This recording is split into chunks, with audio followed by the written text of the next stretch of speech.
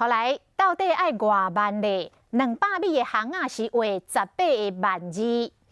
苗栗头份有一条巷仔，短短200米，就画18字的万这字。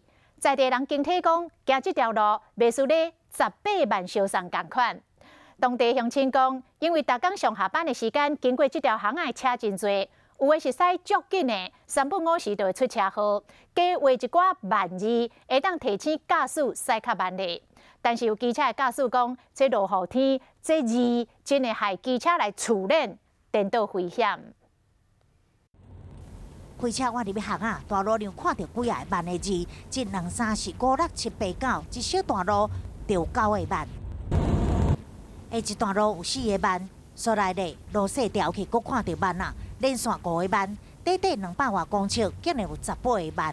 开车的开咻咻的。所以这样子有提醒效，当然有效果啊。原本用来提醒开车上紧的驾驶，但是一路这么多万，机车做认为颠倒危险。有时候会滑啦，直线的时候会滑。会不会打滑？应该会打滑。白色的车拄着落雨，容易出去。一条路写到18个万，落雨天机车做经过，想要闪嘛闪袂去。说如果设计上是有一些瑕疵的话，那我们这边会再请厂商这边公共公司这边再做修正。